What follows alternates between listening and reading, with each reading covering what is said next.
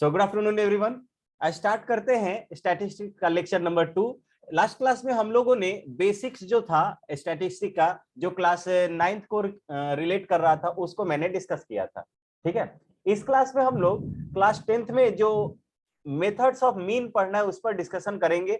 लेकिन उसके पहले मैं आपको बता दूं कि क्लास मार्क क्या होता है। ठीक है, क्लास मार्क क्या होगा। तो क्लास मार्क जो होता है वो किसी भी क्लास इंटरवल का, किसका, क्लास इंटरवल का मीन पॉइंट होता है, मीन पॉइंट। ठीक है, लेट्स से कि मुझे कोई क्लास इंटरवल दिया हुआ है, कोई इंटरवल मैं एक बार कंसीडर करता हूं। Let's say here I have picked an interval.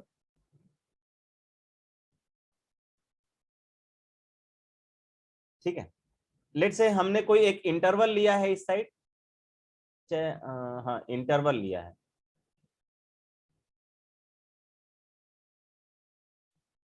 Wait wait, थोड़ा सा और इसको इधर मुझे करना पड़ेगा। मैंने कोई इंटरवल लिया है यहाँ पर, इंटरवल। इंटरवल लेट से मैंने स्टार्ट किया 0 से लेकर 10।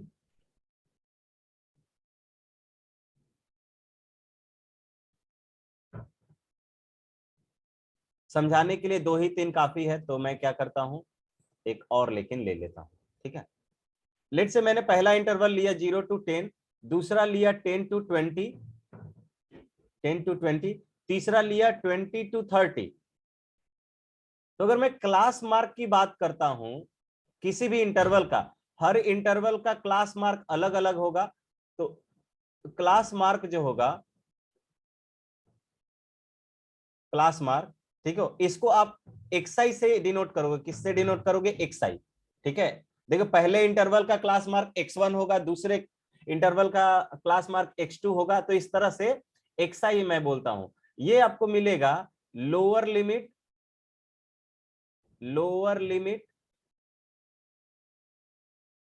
प्लस अपर लिमिट,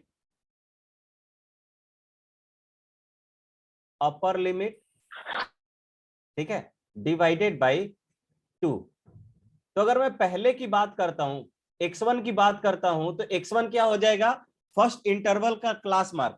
तो ये आप देखिए 0 + 10 डिवाइडेड बाई 2 हो जाएगा। कितना आ रहा है? तो ये 10 डिवाइडेड बाई 2 यानी कि 5 आ जाएगा, 5।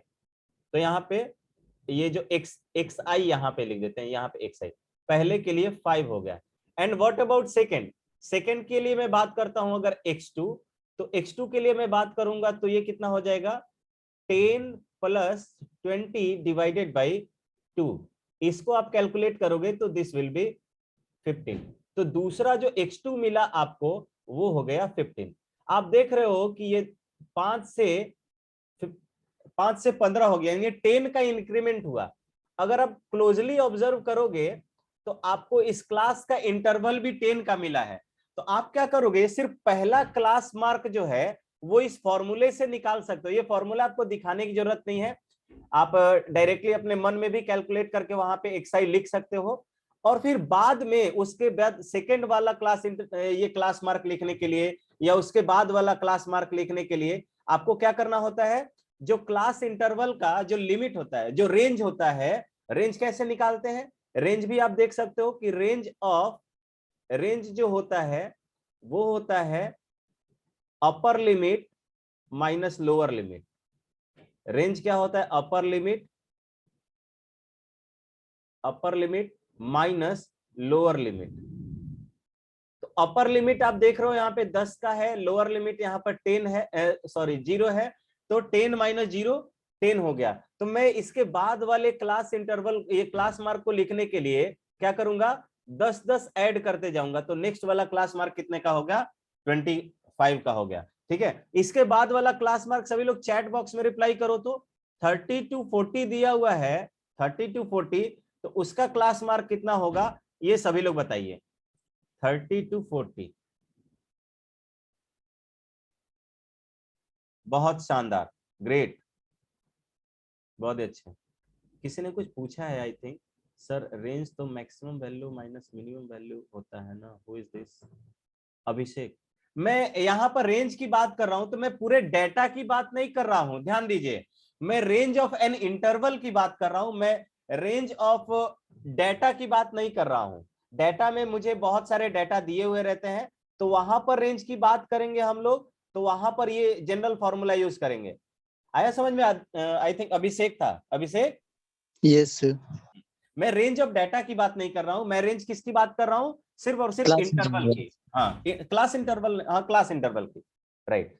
तो मैं क्लास के इंटरवल का रेंज फाइंड आउट कर रहा हूं, तो ये upper limit minus lower limit की बात करूंगा यहाँ पर। अगर मुझे पूरे डेटा का रेंज निकालना होगा तो मैं क्या करूंगा यहाँ पे, ये maximum maximum value of the data minus minimum value of the data से सर निकाल दूंगा। सर इसलिए क्लास साइज भी यूज कर सकते हैं, क्लास साइज।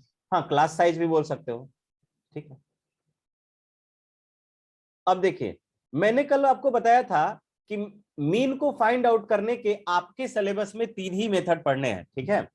3 मेथड पढ़ने हैं, तो वो 3 मेथड कौन कौन से होते हैं मैंने नाम लिख दिया था। So I will repeat myself again. पहला मैंने बताया था डायरेक्ट मेथड। अच्छा, इस पीपीटी पर विजिबल है ना सब? किसी को देखने में दिक्कत? No sir. नहीं ना? तो पहला डायरेक्ट मेथड होगा,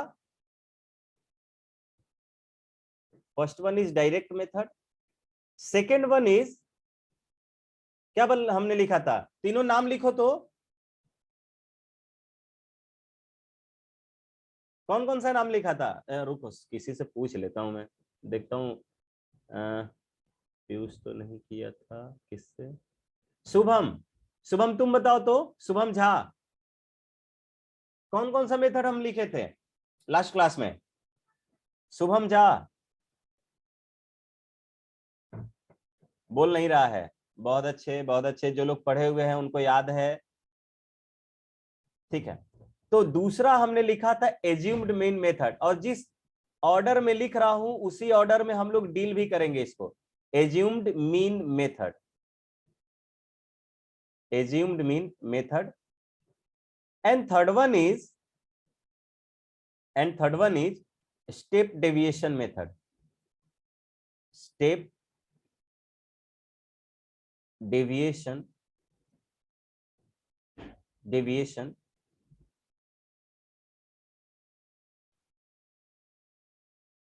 स्टेप डेविएशन मेथड, ठीक है। चलिए, अब बात करते हैं डायरेक्ट मेथड की, कि डायरेक्ट मेथड एक्चुअली होता क्या है। तो डायरेक्ट मेथड का बहुत सिंपल सा फंडा है भाई, कि आपको जो यहाँ पे देखिए, जैसे मैंने यहाँ पे कुछ क्वेश्चंस लिए हुए हैं, तो इस क्वेश्चन में मैंने बेसिकली यहाँ पे इंटरवल तो नहीं लिया हुआ है ना। यहाँ पर मैं ये डायरेक्ट मेथड से पहले मैंने आपको एक क्वेश्चन दिया हुआ था कि यहाँ पर देखिए, ये डायरेक्ट मेथड नहीं होगा। मैं सबसे पहले यहाँ से ये मैं ये वाला फॉर्मूला बताना चाहता था कि एक्स बार का फॉर्मूला, एक्स बार का जो फॉर्मूला, मीन का जो फॉर्मूला होता है, सिग्मा एफ आई एक्स आई होता है। क्या होता है? Sigma F I x I divided by sigma F I होता है, ठीक है। Sigma F I. अब यहां पर मैं बोल सकता हूं कि मैं ये डायरेक्टली मल्टीप्लाई करूंगा। देखो, ये मेरे पास एक्स आई है और एफ आई है, तो दोनों का मल्टीप्लीकेशन करके देखो, तो 10 इंटू 1 10 हो जाएगा। ये अभी डायरेक्ट मेथड नहीं है, ध्यान रहे, डायरेक्ट मेथड इसके बाद आएगा।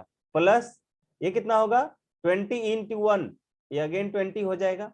प्लस ये कितना होगा? 36 इंटू 3, 108। प्लस यहां पे ध्यान दीजिएगा, मैं इसको एक्सआई को उसके कॉरेस्पॉन्डिंग फ्रीक्वेंसी से मल्टीप्लाई कर रहा हूं और ऐड कर रहा हूं, क्योंकि समेशन लगा हुआ है। ये 40 इंटू 4, 160। इसका आंसर सभी लोग बताइए तो चैट बॉक्स में, इसका आंसर सभी लोग चैट बॉक्स में बताएंगे भाई, ठीक। सब लोग तब तक चैट बॉक्स में इसका आंसर दीजिए।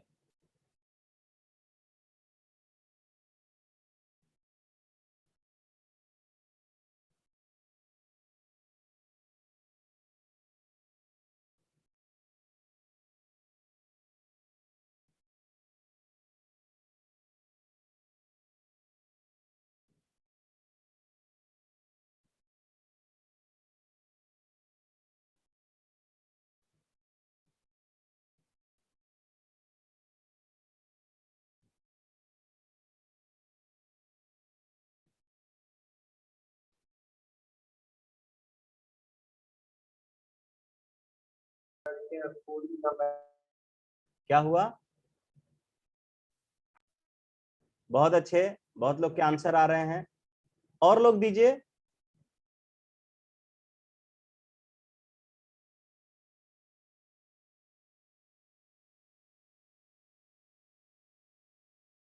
अभी 4 ही 5 लोग दिए हैं आंसर भाई, क्या बात है।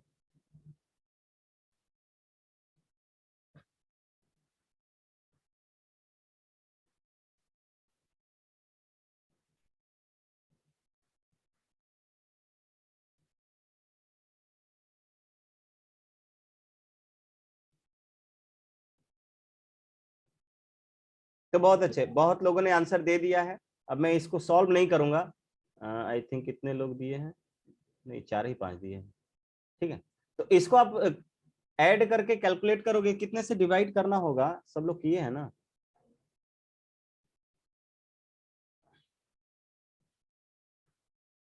देखो सब लोग तो रिप्लाई भी नहीं कर रहे हैं भाई, क्या हो गया है? ये तो कर सकते थे सब लोग। प्लस यहाँ पे इसको इससे मल्टीप्लाई करो तो 150 हो जाएगा, प्लस ये कितना हो जाएगा? 108, ये 112 हो जाएगा, 112 प्लस। अभिषेक आनंद, गलत आंसर आ रहा है तुम्हारा। 16 पॉइंट इतना नहीं होगा, ये कितना होगा? 240 प्लस 240 प्लस, मैं इधर और कर लेता हूं, प्लस 280 प्लस 72 प्लस 80 प्लस ये 88, इसको 2 से मल्टीप्लाई करेंगे, ये कितना मिल रहा है? 176 176 हो जाएगा। बहुत अच्छे, ये हो जाएगा। 92 को 3 से मल्टीप्लाई कर रहे हैं तो 276 मिल जाएगा ना, और प्लस 95। ये आप, हाँ, ये अगर आप ऐड कर रहे होगे तो टोटल आपको जो सम मिला होगा वो 1779। ग्रेट। और सिग्मा एफ कितना आ रहा है? 19 13 तो 30। ओ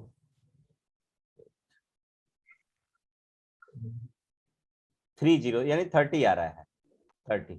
तो आप कैलकुलेट कर लीजिएगा, ये 1779 1779 जो है डिवाइडेड बाई 30, ये आपने सॉल्व किया है तो 59.3 आया है। ठीक है, ये क्लास 9th का ही कॉन्सेप्ट था। किसका था? क्लास 9th का ही कॉन्सेप्ट था, ये आपने पढ़ा होगा।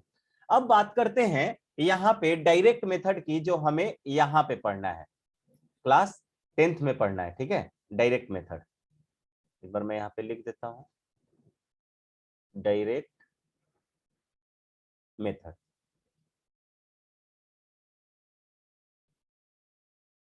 डायरेक्ट मेथड, इस डायरेक्ट मेथड में आपको क्या करना है, आप जैसे पिछले डेटा को किए हैं बस वही डेटा है, बस यहाँ पे आपको जो वहां पे जो एक्सआई दिया हुआ रहता था, यहाँ पे एक्सआई आपको फाइंड आउट करना होता है। कैसे फाइंड आउट करेंगे? तो देखिए, सबसे पहले आप इस तरह का एक वर्टिकल कॉलम बना लीजिए, एक वर्टिकल कॉलम बनाइए। वर्टिकल कॉलम बनाने के बाद पहले कॉलम में आप क्लास इंटरवल को लिखिए। किसका? क्लास इंटरवल को लिखिए।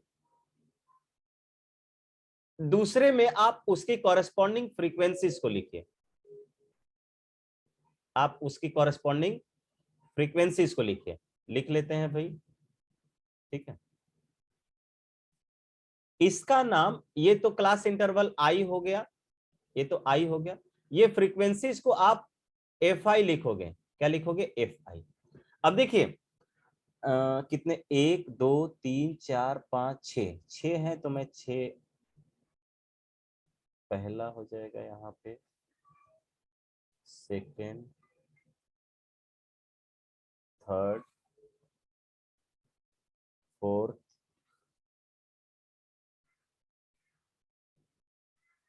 फोर्थ, ये हो जाएगा फिफ्थ, ये हो जाएगा 6।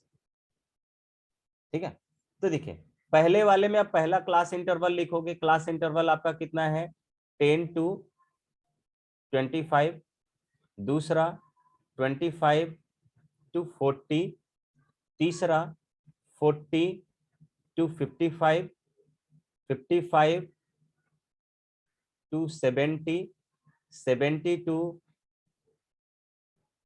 85 and 85 to 100। ठीक है, और उसके कॉरेस्पॉन्डिंग उसकी फ्रीक्वेंसीज आप लिख दीजिए 2, 3, 7, 6, 6, 6। ठीक है, एंड अब आपको जो कैलकुलेशन करना है, देखिए अब जो आपको कैलकुलेशन करना है वो एक्सआई का कैलकुलेशन करना है।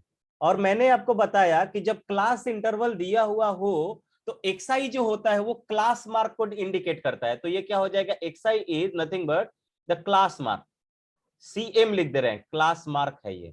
ठीक है, और क्लास मार्क निकालने का फॉर्मूला अभी हम लोगों ने सीखा है।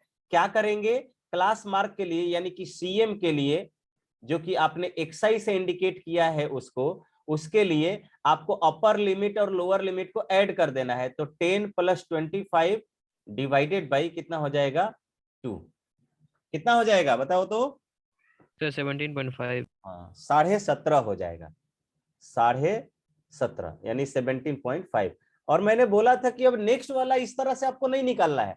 नेक्स्ट वाला में आप क्या कर दीजिए, जो आपका क्लास ये क्लास साइज है या क्लास का जो रेंज है उस रेंज को ऐड करते जाना है। तो सब लोग जल्दी जल्दी करना स्टार्ट कर दीजिए। मेरे पास 15 आया है क्लास का रेंज, तो 15 में अगर मैं इसमें ऐड करता हूं तो पहला मुझे मिल जाएगा 32.5। सब लोग लिखते चलिए।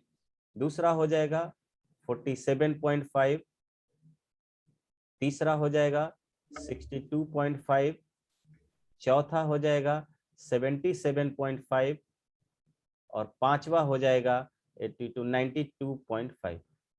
थोड़ा सा मेरा भी देख लीजिएगा कैलकुलेशन, आप पे दोहरी जिम्मेदारी होगी।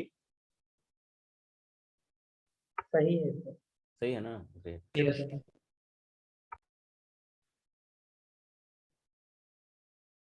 अब बुढ़ा आ गए हैं तो सब भूलते जा रहे हो, समझ रहे No, हो। sir. Boss is always right. देखिए बुढ़ा गए हैं। ये थोड़ा सा आगे हम इसको बढ़ाते जा रहे हैं। और अब देखिए अब मैं क्या करूंगा, अब जैसे आपने पिछला फॉर्मूला यूज किया था किसका, XI F I, XI F I, मतलब एक्सआई को मतलब वेरिएबल्स को उसके कॉरेस्पॉन्डिंग फ्रीक्वेंसी से मैं मल्टीप्लाई करूंगा। तो ये 17.5 का दुगुना कितना हो जाएगा 35। तो ये मल्टीप्लीकेशन आप करते रहिए, ठीक है, और मल्टीप्लीकेशन करके हो सके तो मुझे भी लिखवाइए और अपने भी लिखिए। ये 32 या 96 97 97.5 हो जाएगा ये। ठीक है, इसके बाद इसको मैं मल्टीप्लाई करूंगा, 7 × 5 = 35, 5 हाथ में लगा 3। 332.5। चैट बॉक्स में लिख दो, ऐसे रिकॉर्डिंग खराब होगा। किसी ने शायद कैलकुलेशन भी कर लिया है। ये पूरा सम बता रहा है क्या हेमंत? हेमंत पूरा सम बता रहे हो 958। Yes sir.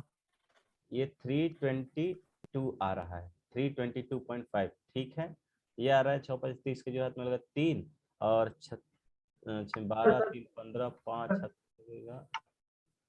1 36 1 37 375 आ जाएगा, 375। ये भी 6 × 5 = 30 जो 3 लगा और 7 × 42 तो 45। हाँ थर्ड में 332.5। 332 आ रहा है, 332। अच्छा तुम लोग ये अपने कॉपी कर लो, मैं तब तक अपना भी कर ले रहा हूँ। मैं भी अब से हेल्प कम ही लूंगा, इसको मैं कर ले रहा हूँ। तुम लोग के भरोसे रहेंगे, कोई कुछ लिख पाएगा कोई कुछ लिख पाएगा। ठीक है, मैं यहाँ मल्टीप्लाई कर लूँ।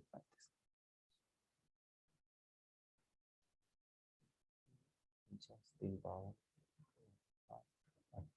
5 33। ठीक है, यहाँ पे तो मैं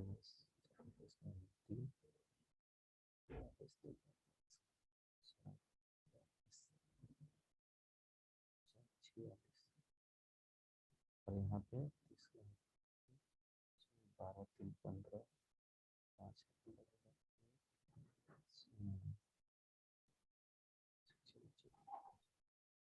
अब देख लीजिएगा, कहीं कैलकुलेशन एरर हो तो बताइएगा, ठीक है?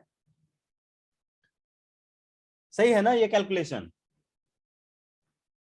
मैं अपने पास थोड़ा मोबाइल रख लेता हूँ, मोबाइल से कैलकुलेशन कर लूंगा, मैं तो भूल ही गया था मेरे पास मोबाइल भी है, क्योंकि इसमें मल्टीप्लिकेशन वगैरह करना होगा,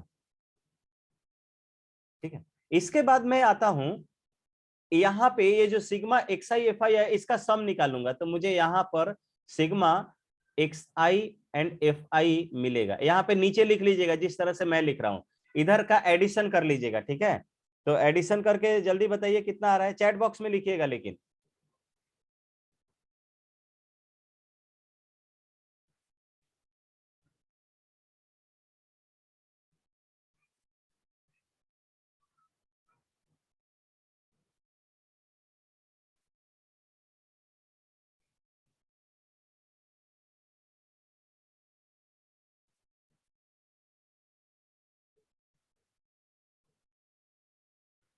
एटीन 1860 आ रहा है क्या? बहुत अच्छे, डेसिमल नहीं दिए। कहां पे रॉकी, कहां पे डेसिमल नहीं दिया हमने? रॉकी अनम्यूट करके बोल सकते हो? बहुत अच्छे, अन्य पढ़ रही है अब लग रहा है, नहीं कैलकुलेशन कर करके बता रही है, ग्रेट। ये 1860 हो गया, ठीक है? और यहां से आप फ्रीक्वेंसीज का भी सम निकाल दीजिए, देखिए किस तरह से, सिग्मा एफ आई आप यहीं पे निकाल लीजिए, सिग्मा एफ आई का मतलब सम ऑफ ऑल फ्रीक्वेंसीज, ये फ्रीक्वेंसीज ऐड कर लीजिए, 18 7 25 25 5 30, ये 30 हो गया। सही है क्या? बोलिए। Yes sir. कोई समस्या हो तो बताइए। अब यहाँ पे आप डायरेक्टली फॉर्मूला अप्लाई कर दीजिए, डायरेक्टली फॉर्मूला अप्लाई कीजिए कि आपने जो मीन पढ़ा था वो क्या मिला है, sigma x I and F I divided by sigma F I. बहुत अच्छे, तो sigma x I F I की वैल्यू 1860 आ रही है, डिवाइडेड बाई ये आ रहा है 30, and this will be equals to 10 से 10 6 और 2 62 आया है इसका मीन, ठीक है? बहुत अच्छे, तो मीन जो है इसका 62 आया है बाय यूजिंग डायरेक्ट मेथड। यहां तक किसी को डायरेक्ट मेथड में किसी को कोई समस्या आई थिंक होनी नहीं चाहिए। अगर जो पहला सॉल्व कर सकता है, जो पहला ये वाला सॉल्व कर लेगा कौन, ये जो मैंने एग्जांपल लिया है, अगर जिसने वो कर लिया है उसके साथ इस डायरेक्ट मेथड में कोई भी इश्यू होने वाला नहीं है। बस आपको ये काम करना है कि आपको एक्सआई निकालने आना चाहिए। एक्सआई कैसे होगा, क्लास इंटरवल का मीन लिख लेंगे, क्लास इंटरवल का मीन, और एक पहला मीन निकालने के बाद उसमें क्लास इंटरवल का जो साइज है वो ऐड करते जाएंगे, तो आपको उसके कॉरेस्पॉन्डिंग एक्सआई मिलते जाएगा। ऐसा नहीं करना होगा कि आपको बार बार एक्सआई यानी कि दूसरे क्लास इंटरवल तीसरे में ऐड कर करके आपको करना, मतलब मीन निकालते चलना होगा, ऐसा काम नहीं करना है।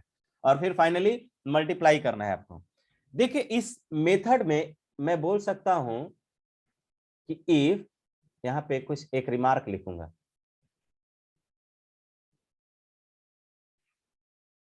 वेट हम लोग बात करेंगे उस पे। डिसकंटिन्यूअस होगा तो बस कॉन्टिन्यूअस बनाना होगा और कुछ नहीं करना होगा। डिसकंटिन्यूअस रहेगा तो कॉन्टिन्यूअस बनाना होता है बस। रिमार्क मैं एक लिखना चाहता हूं,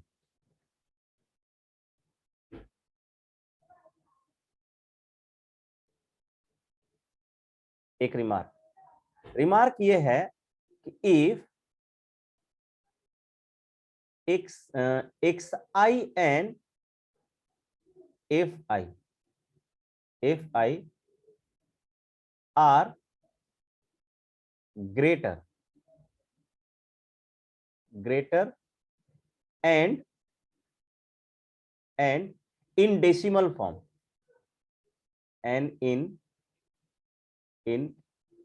decimal form, then the multiplication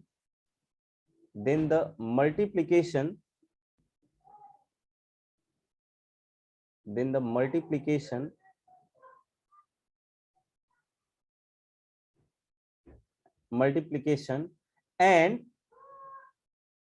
and after that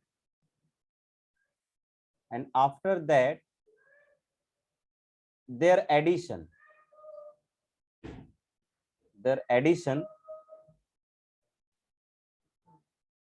and after that their addition become lengthier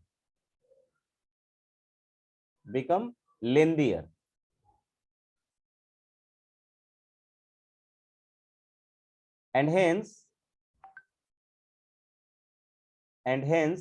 the method becomes tedious and the method becomes tedious. इसका मतलब समझ में आया?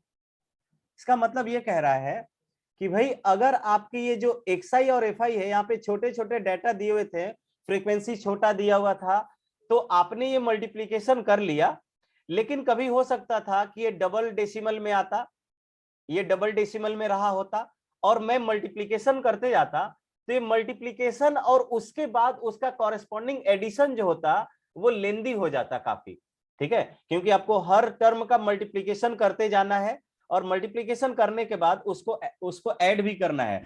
सो ये जो प्रोसेस है वो लेंदी हो जाएगा ना, और लेंदी होने के बाद जैसे ही ऐसा हुआ तो आप उसका कैलकुलेशन करना अवॉइड कर दोगे, ठीक है, अवॉइड कर दोगे, तो ये मेथड जो होगा टेडियस हो जाएगा अपने आप में. टेडियस का मतलब होता है वही कठिन हो जाना, तो कठिन हो जाएगा. सो हम लोग किसी दूसरे मेथड की ओर क्या करते हैं, अप्रोच करते हैं. बात आया समझ में? So now we will going to introduce to another method. One is assumed mean method and another is the step deviation method. बात आया समझ में क्या सभी को? Yes, sir. अच्छा रिपीट कर दे इसको. देखिए यहां पर xi और fi अगर छोटे छोटे डाटा दिए हुए हो, so then direct method is the best suitable method for finding mean. बात आया समझ में? But if xi and fi are in decimal form and जो वैल्यूज है are greater numbers and the values of xi and fi are greater numbers, then it becomes lengthier to multiply their corresponding frequencies with xi and after that we will adding all these xi fi. ठीक है, सो ये method जो होगा लेंदियर होते जाएगा और लेंदी होने के बाद इसका कैलकुलेशन काफी टेडियस हो जाएगा और ये मेथड आपके लिए यूजफुल नहीं रहेगा. बात आया समझ में? मतलब आपको समझ में आएगा कि ऐसे करना है, लेकिन आपके हाथ पांव फूल जाएंगे क्वेश्चन करने के पहले ही, कह रहे इतना लेंदी को दिख रहा है कि मैं मल्टीप्लीकेशन वगैरह करूं, तो आप क्या कर दोगे, छोड़ दोगे उसका. बात समझ पा रहे हो क्या? तो मैं इसके बाद क्या करता हूं, मैं किसी दूसरे मेथड की तरफ अप्रोच करूंगा कि इस कैलकुलेशन को अवॉइड कर सकूंगा. ठीक है, तो लिखूंगा मैं कि टू अवॉइड सच मल्टीप्लीकेशंस या टू अवॉइड सच, मतलब मल्टीप्लीकेशन तो करना ही है लेकिन इतना लेंदी मल्टीप्लीकेशन मैं नहीं करूंगा. बात आया समझ में? तो एज्यूम्ड मीन मेथड की तरफ हम लोग अप्रोच करेंगे. एज्यूम्ड मीन मेथड में भी हम लोग अप्रोच कर रहे हैं. तो देखिए जो लास्ट वाला डाटा है मेरे पास, जो लास्ट वाला डाटा है उसी से मैं करने जा रहा हूं. ठीक है, इसी में, और मुझे ये भी ध्यान देना है कि मेरा जो आंसर है वो चेंज ना हो. ठीक है भाई, मेरा आंसर जो है वो चेंज ना हो, तो मैं इसी को आगे भी यूज करूंगा, इसी यहां इस डाटा के लिए. ठीक है, मैं स्टेप डेविएशन इसी से यूज करूंगा. स्टेप डेविएशन पहले तो एज्यूम्ड मीन मेथड है. एज्यूम्ड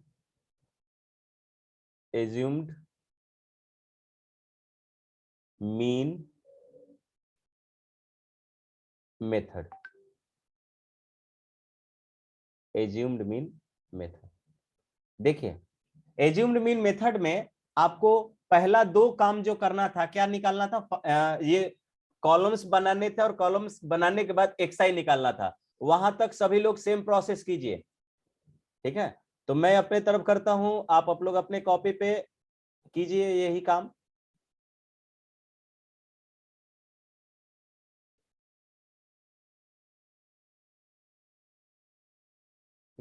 पहला काम क्या करना है, क्लास इंटरवल मुझे लिखना है। लिखिए क्लास इंटरवल।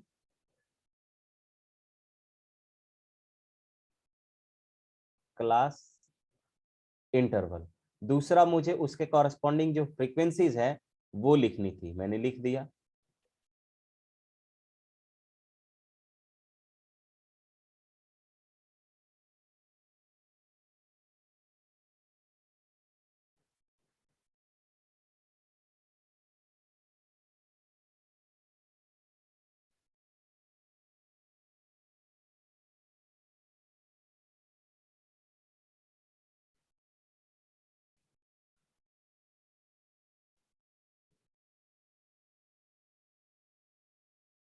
एक, दो, तीन, चार, पाँच, छः हो गया, ठीक है।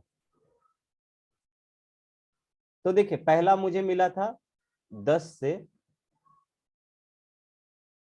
25, 25 से 40, 40 से 55, 55 से 70,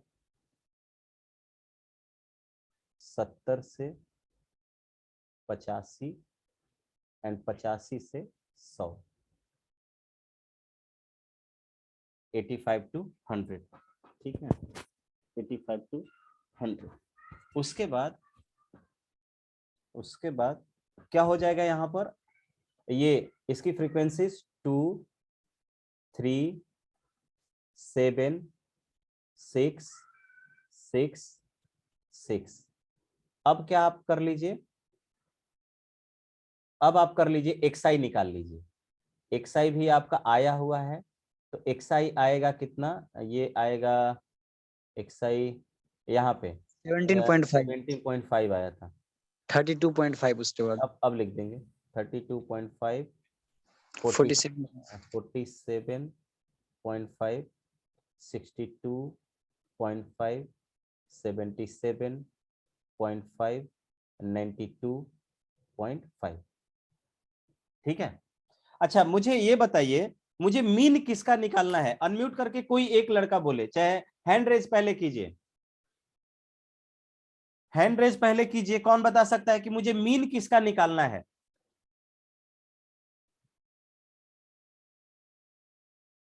एनीवन? हाँ आदित्य बताओ। सर पूरा जो डेटा हमको दिया हुआ है उसी का ना? हाँ डेटा, तो डेटा किसका दिया हुआ है?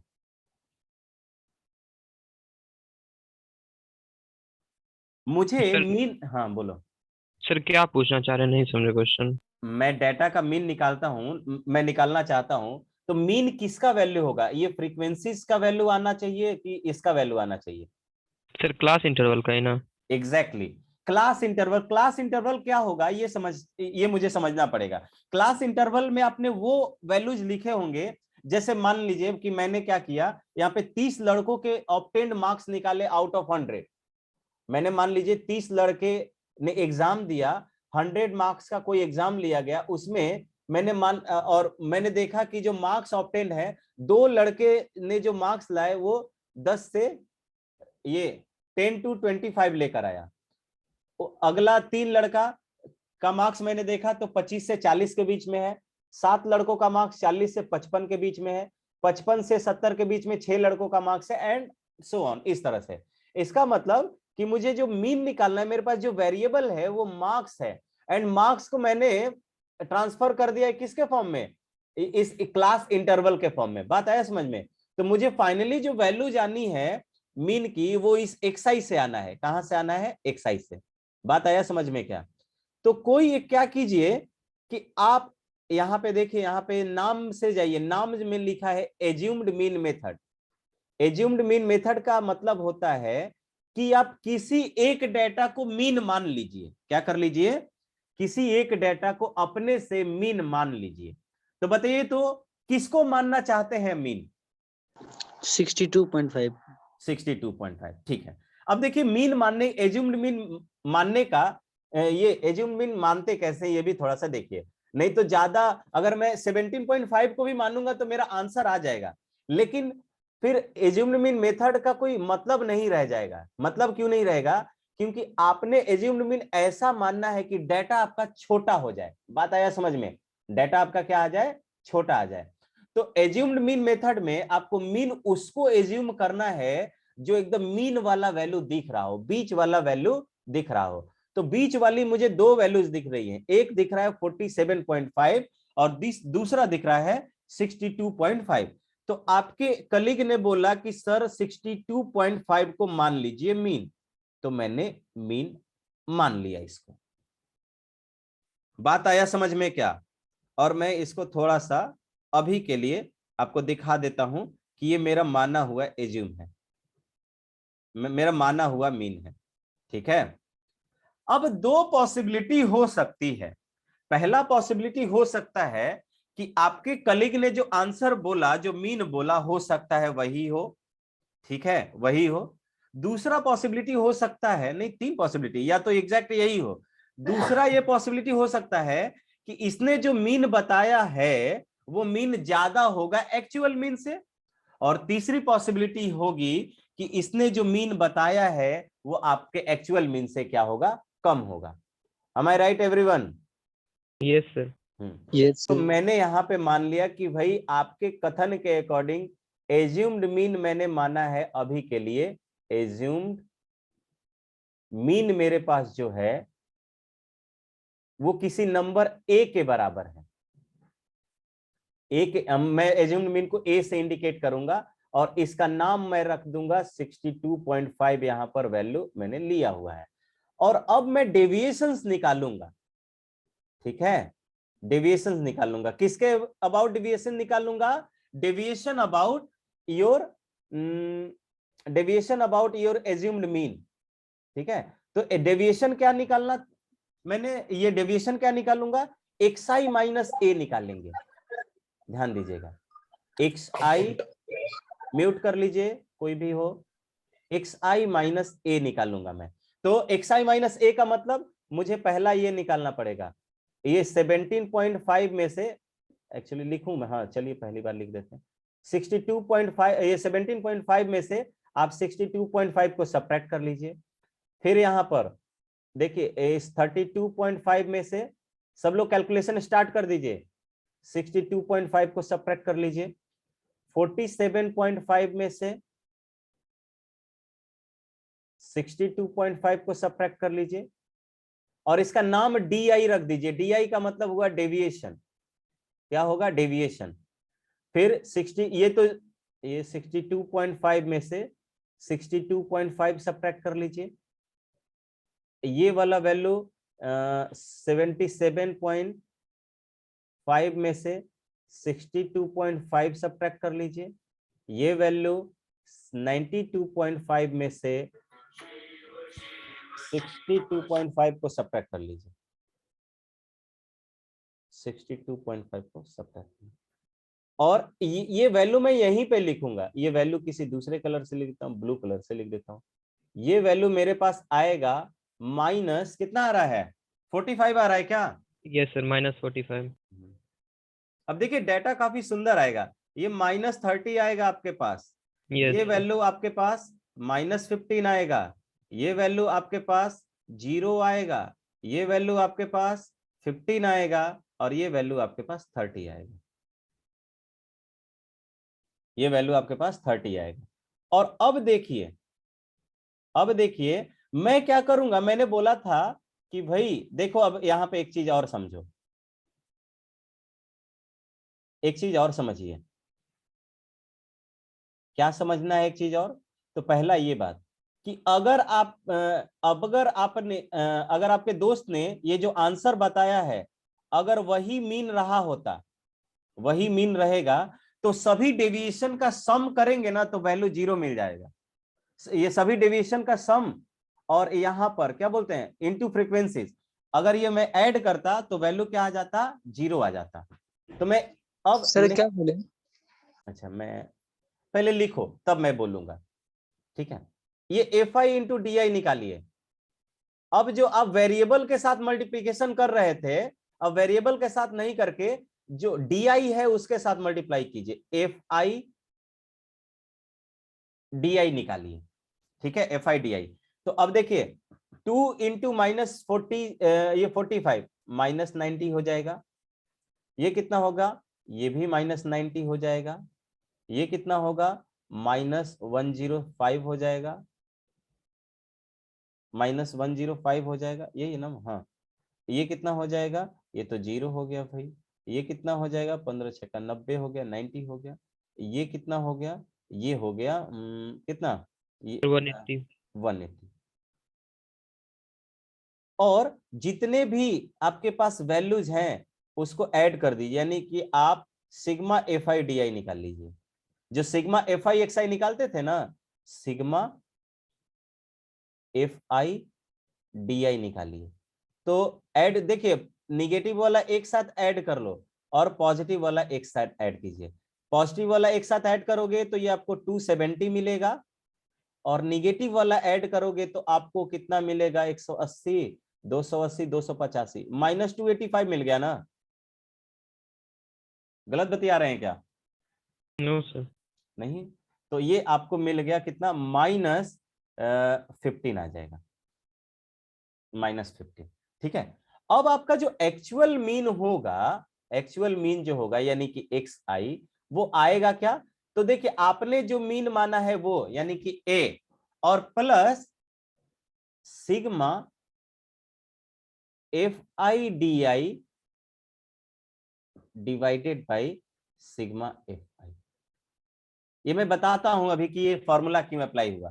ठीक है, तो अभी आप क्या कर लीजिए, 62.5 निकाल लीजिए, प्लस आप यहां पे क्या कीजिए, यहां पे ये वैल्यू जो आया है, ये आया है -15 डिवाइडेड बाई 30।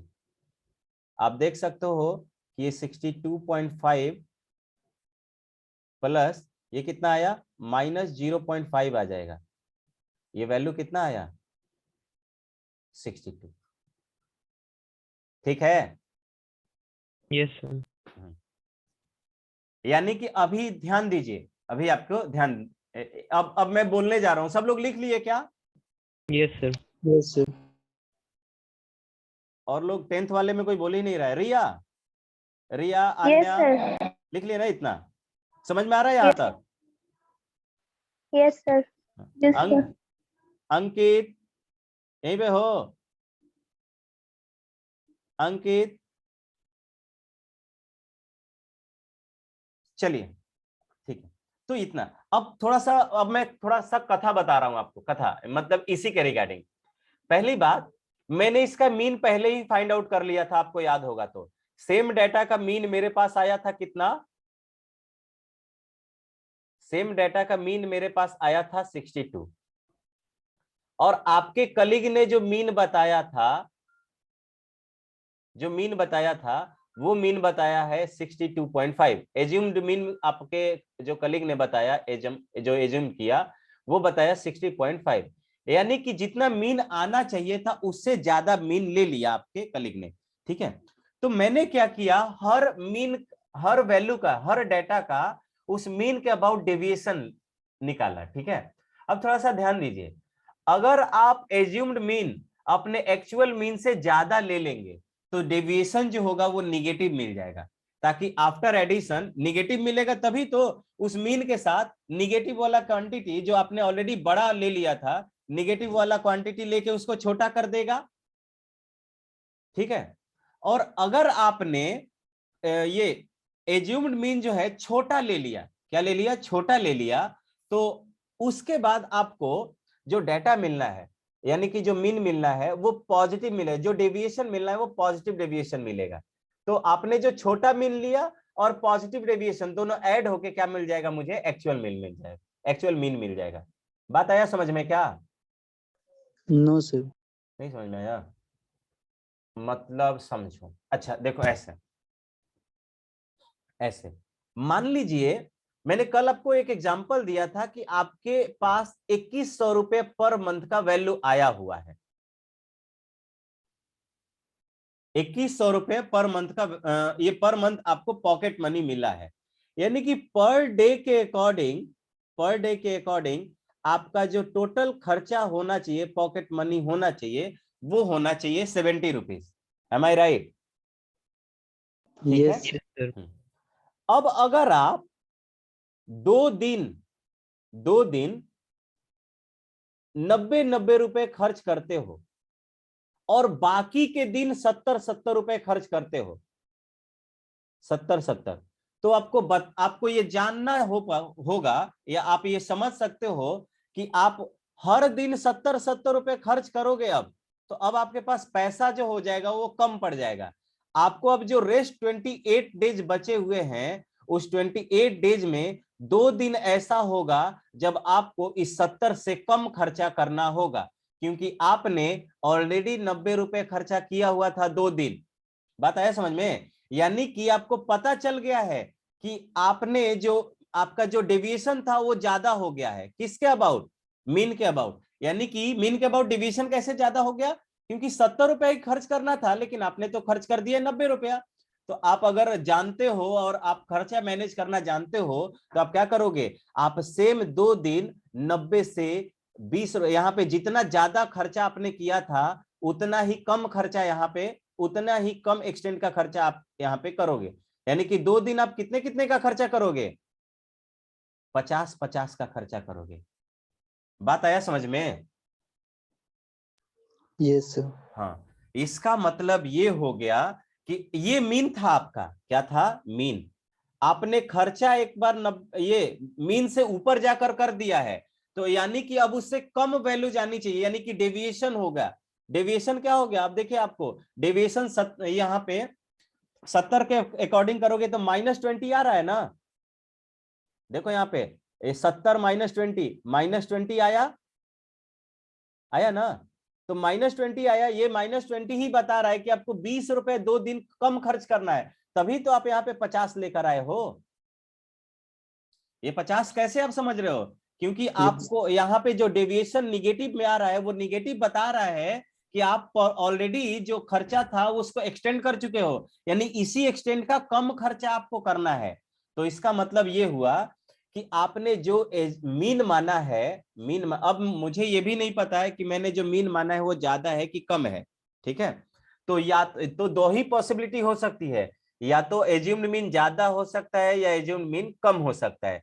एज्यूम्ड मीन ज्यादा हो जाएगा तो आपका डेविएशन वो कम आ जाएगा। डेविएशन का मीन क्या आ जाएगा? कम आ जाएगा। लेट से आप क्या कीजिए, इस 47 को एज्यूम्ड मीन मान के बनाइए। चलिए, सेम डेटा को आप एज्यूम्ड मीन ए मान के बनाइए, देखिए आपका आंसर यही आ रहा है कि नहीं, and same Sir, process follow कीजिए। हाँ, हम 47 लेकर कीजिए, इतना ही आया है। आया है ना? ग्रेट। सब लोग क्या कीजिए, everybody just assume the assumed mean a equals to 47.5 और तब अपना आंसर फाइंड आउट कीजिए। चलिए सभी लोग, और आप देखोगे कि आंसर सेम आएगा। आप 47.5 ही नहीं, आप 32.5 भी मान के बनाओगे तो आंसर विल बी सेम। आप 92.5 मान के बनाओगे, आंसर विल बी सेम। तो सभी लोग देखिए तो एक बार आ रहा है कि नहीं। और इसी के साथ मेरा ये एक फॉर्मूला हो जाएगा कि आप जो एज्यूम्ड मीन मानोगे, ये एक्चुअली इसका कोई मतलब मेथड है कि क्या बोलते हैं, ये एज यूजुअल है, मतलब ये न्यूमेरिकल टाइप का, मतलब अंडरस्टैंडिंग बेस्ड ये प्रूफ है। ये कैसा बेस्ड है? अंडरस्टैंडिंग बेस्ड, कि आप अगर एज्यूम्ड मीन ज्यादा मानोगे तो ये वाला, अगर ज्यादा मान लिए होंगे तो ये वाला अपने आप निगेटिव आ जाएगा, और अगर ये कम माने होंगे आप तो ये अपने आप पॉजिटिव आ जाएगा। ठीक है, ओवरऑल मेरा जो मीन है वो क्या कर जाएगा, अपने आप को मैनेज कर लेगा डाटा को। बात आया समझ में? अगर फिर भी लोगों को समझ में नहीं आया तो I can explain in another way. हाँ, सर आ गया वही 62। आ गया ना? तो वही Yes. आना ही आना है सर। फिर इसलिए -15 आया क्योंकि हम लोग, ये क्या बोलना चाह रही हो अन्या? अनम्यूट करो, बोल नहीं पा रही हो। सर अगर हम लोग कम लेते तो प्लस में आता, ज्यादा हाँ, लेते माइनस में आ गया। एग्जैक्टली वही तो मैं बोल रहा हूं कि अगर मैं एज्यूम्ड मीन जो है ज्यादा ले लूंगा तो डेविएशन अपने आप निगेटिव आ जाएगा, ठीक है। और एज्यूम्ड मीन कम ले लूंगा तो डेविएशन अपने आप पॉजिटिव आ जाएगा। जैसे अभी आपने 62.5 लिया ना, तो देखिए मीन डेविएशन जो है वो कितना आया, यानी कि यहाँ पे डेविएशन भी देख सकते हो। मीन डेविएशन की क्या बात है, डेविएशन देखिए निगेटिव वाला वैल्यू ज्यादा आया है ना, निगेटिव वाला वैल्यू ज्यादा आया है। लेकिन यही आप 47.5 को माने होंगे तो डेविएशन पॉजिटिव में आया होगा। am I right? Yes sir. आया है ना, तो ये अपने आप मैनेज कर लिया। मतलब सर अगर डेविएशन हम एग्जैक्टली वही लेंगे मीन तो अब देखो, पॉजिटिव आएगा। हाँ अब देखो मैं ये मानता हूं, कभी कभी लोग क्या करते हैं ना, अपने डेटा को कन्विंस कर, मतलब डेटा कन्वीनियंट लाने के लिए। अच्छा ये भी मैं बता दूं, 62.5 लाने से मेरा ये फायदा हुआ कि जितने डेटा फ्रैक्शन में थे अपने आप क्या हो गया, देख लीजिए, अपने आप एक एग्जैक्ट नंबर में बदल गया कि नहीं। यस। अब देखिए अगर आप यहाँ पे एग्जैक्ट एज्यूम्ड मीन जो है वो 62 मान लीजिए, एज्यूम्ड मीन क्या मान लीजिए, अगर आप मानते हैं एज्यूम्ड मीन, अगर आप मान लिया आपने, यानी कि ए की वैल्यू अगर आप मान लेते 62, तो आप देखिएगा कि डेविएशन 0 आ जाएगा। एक बार करके देखिए इसको भी, सिर्फ यहीं तक कीजिएगा, डेविएशन देखिए कि कितना आ रहा है। सर 62.5 या 62? सिर्फ 62 मानिए, 62 पर तो हम निकाल के देख ले कि डेविएशन मेरा -15 का आ रहा है, डेविएशन 16 कितना आ रहा है अब सर 62 62 मान। हाँ बोलो। 62 कहीं है कहाँ इसमें? अब ये भी चीज मैं बता दूं, मैं वैसा नंबर एज्यूम करूंगा इसके बीच में ऐसा नंबर एज्यूम करूंगा जिसको सब्ट्रैक्ट करने पर ये DI जो है वो मल्टीप्लीकेशन करने के लिए एक शानदार वैल्यू दे दे, एक मतलब एग्जैक्ट वैल्यू दे दे, नंबर के रूप में आ जाए। बात आया समझ में? तब तो इसी में से लेंगे सर। नहीं, ऐसा कोई जरूरी नहीं है। This is not necessary to select और पिक और assumed mean in between xi या गिवन xi, मैं इसके आसपास का कोई नंबर ले सकता हूं। सर तब 61.5 ले लेते हैं। ले लीजिए, तो वो 61.5 लोगे ना तो फिर निगेटिव डेविएशन आ जाएगा, नहीं निगेटिव आएगा, पॉजिटिव आ जाएगा, और पॉजिटिव में ये 15 का आएगा एग्जैक्ट। तो मैं ये बताना चाहता हूं कि इसका मीन मैंने डायरेक्ट मेथड से फाइंड आउट किया था, कितना आ रहा था, 62 आ रहा था। अगर मैं यहाँ पे एज्यूम्ड मीन 62 लूंगा ना तो डेविएशन 0 मिलेगा, मैं ये बताना चाह रहा था। यस बात सर, आया ये समझ चीज में? समझ गए। हाँ ये चीज आप घर पे करके देखिए, और यही मैथमेटिक्स का या बोलेंगे रियल नंबर की ब्यूटी है। ये रियल नंबर की ब्यूटी है कि आप डेविएशन निकाल रहे हो, जो मीन आना चाहिए था मीन वही आएगा, ठीक है। अब देखिए, अब एज्यूम्ड मीन मेथड जिन लोगों ने समझ लिया उसके लिए स्टेप डेविएशन समझना और आसान हो गया, ठीक है। वो इस डेटा को और कन्वीनियंट कर देता है। आप देख रहे होगे कि एज्यूम्ड मीन मेथड लगाने के बाद ये सभी नंबर किसी नंबर के मल्टीपल आए हुए हैं, am I right? Yes sir. और Yes, मैं sir. अगर उसी मल्टीपल से डिवाइड कर दिया हुआ होता तो मेरा ये जो डेटा जो इतना आया हुआ है, अभी भी -285 समथिंग आया हुआ है, ये और कम हो जाता ना। Yes, sir. हाँ, तो यही मेरा स्टेप डेविएशन मेथड कहता है, स्टेप डेविएशन मेथड कहता है।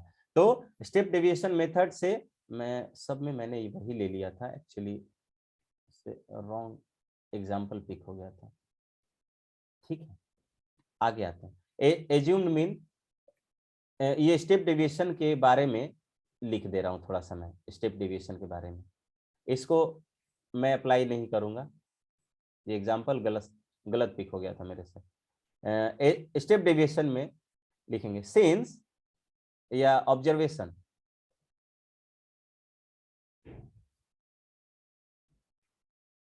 लिखेंगे वी कैन ऑब्जर्व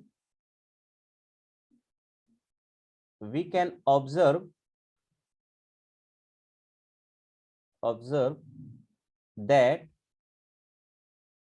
टाइम है ना हमारे पास, ओ टाइम होने वाला है।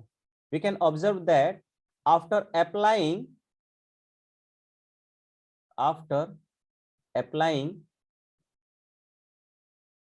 applying assumed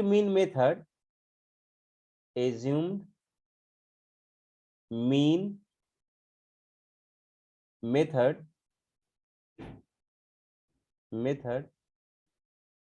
we get a common factor, we get a common factor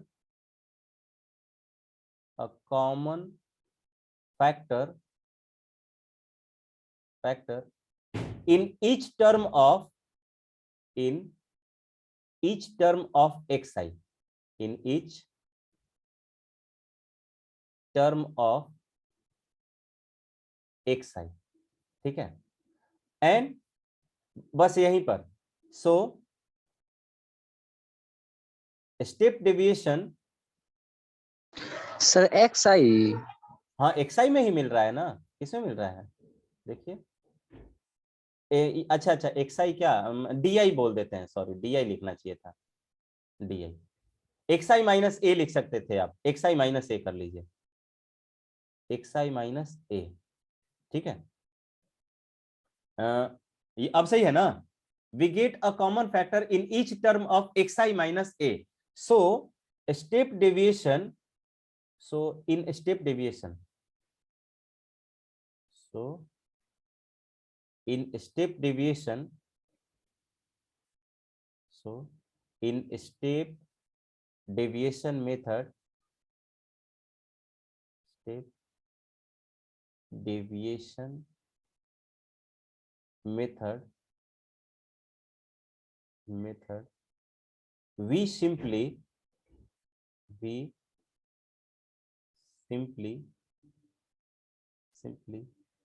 take out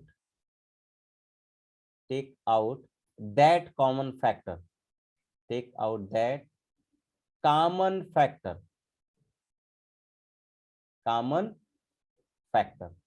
बात आया समझ में भाई।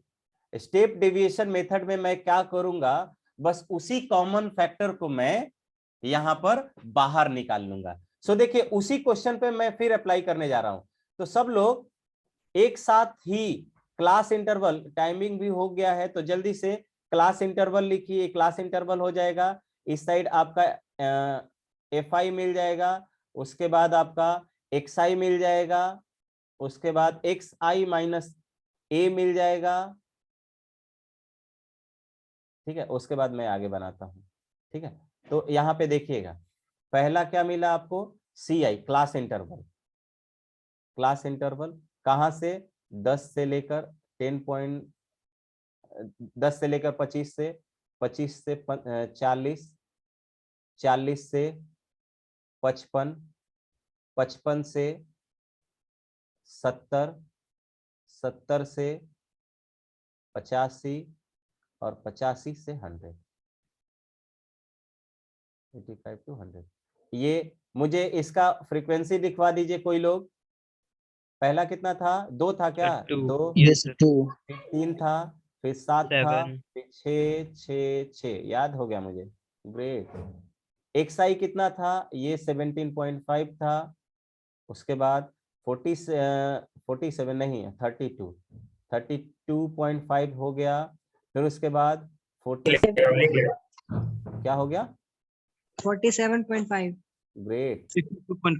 उसका ये याद है यार, 70 याद हो गया मुझे, याद हो गया है, ये 92.5, देखो बोल देना चाहिए था तुम लोग को इस बार भी, नहीं 92.5, ठीक है। ये xi, अब मैंने क्या किया, xi माइनस a निकाल लीजिए, xi माइनस a, बोलो किसको a मानना चाहते हो, इस बार 10th वाले बोलेंगे, किसको a मानना चाहते हो भाई, जल्दी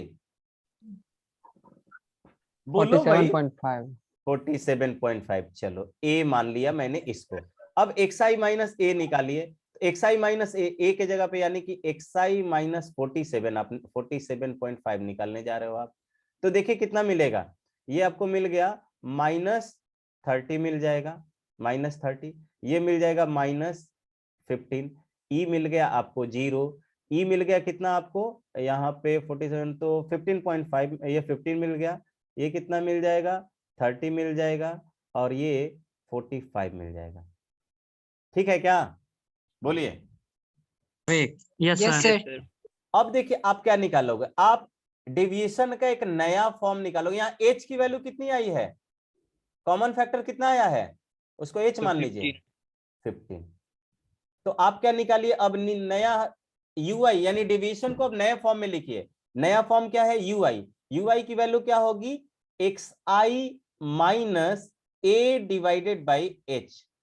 h क्या होगा? h is the common factor taken out from each term, तो h की वैल्यू मैंने 15 ले लिया है।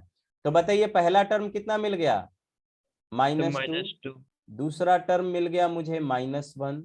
ई वाला वैल्यू अब मिल गया 0, ई वाला वैल्यू अब मिल गया 1, ई वाला 2 और ई वाला 3।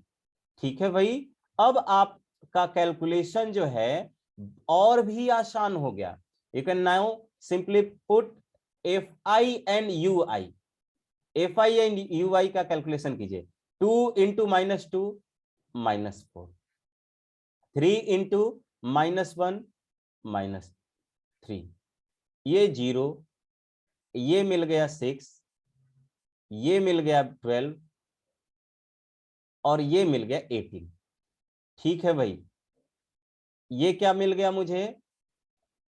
-7। ये क्या मिल गया मुझे? 30, 36 मिल गया ना? ये सही किया है क्या मैंने? ठीक है ना सब? हाँ। अब आते हैं नेक्स्ट पेज पे। नेक्स्ट पेज, अब मुझे मीन जो निकालना था, मीन x बार, वो कैसे निकलेगा? तो वो पहला एज्यूम्ड मीन प्लस, अब आपको सिग्मा fi ui निकालना है। Sigma fi ui divided by sigma f into h। h क्यों? क्योंकि h तो हर में कॉमन फैक्टर आएगा ना भाई। चलिए ये कैलकुलेशन करके देखिए तो कितना आ रहा है। ये आएगा 47.5 प्लस ये आपको सिग्मा fi ui कितना मिला है? तो ये आपको मिल गया है -29 मिलेगा क्या ये? सर 29 ना सिर्फ। हाँ 29, सॉरी -29 बोल रहा हूँ मैं। 29 डिवाइडेड बाई 30 इंटू ये कितना आया है? 50। तो ये कितने बार में? सर 2 बार में सब्ट्रैक्ट, ये कैंसिल होगा, आपको मिलेगा 47.5 प्लस ये क्या हो गया? 14.5। 14.5। 14 ये 48, 62 आ गया क्या? Yes sir. तो ये यही नेक्स्ट फॉर्मूला। अब लोग बोलेंगे कि ये फॉर्मूला कैसे आ गया? तो फॉर्मूला देखिए बहुत सिंपल है। मैं क्या करूंगा कि देखिए इस फॉर्मूला का डेरिवेशन देखिए, स्टेप डेविएशन मेथड में मैंने ये यूज किया था, a plus sigma fi di divided by sigma f, यही यूज किया था ना? बताइए। Yes sir. ये मैंने यूज किया था। अब मैं यहाँ पे कह सकता हूँ, नेक्स्ट स्लाइड, ठीक है ना? नेक्स्ट स्लाइड में ऑब्जर्वेशन आ गया। अच्छा यहीं पे मैं कर लेता हूँ, इसके इधर मैं बोल सकता हूं कि x बार इक्वल्स टू a प्लस, ये देखिए सिग्मा fi का तो मल्टीप्लीकेशन हो ही रहा है।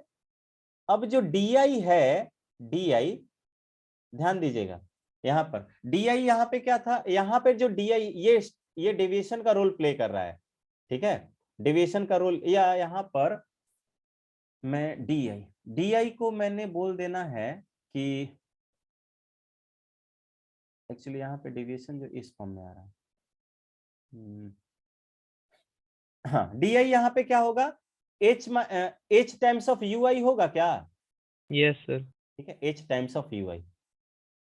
देखिए आपको di क्या मिला था? di आपको मिला है सिग्मा, ये मिला था xi माइनस a, लिख ही देता हूं xi माइनस a।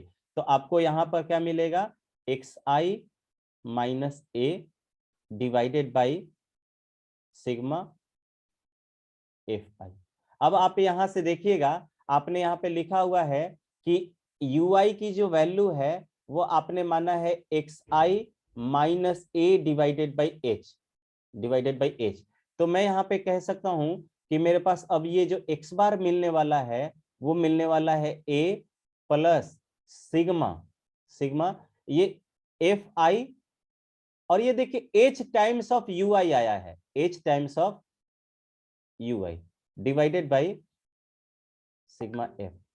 अच्छा अब ये मुझे बताइए, ये H जो है हर टर्म के लिए तो सेम है ना, यस सर। तो H यहाँ पे कांस्टेंट है, तो समेशन उसमें अप्लाई नहीं होगा। H क्या है, कांस्टेंट है, तो समेशन मेरा अप्लाई किस पर होता है, वेरिएबल्स चेंज हो रहा है। जो हर बार चेंज हो रहा हो, ठीक है।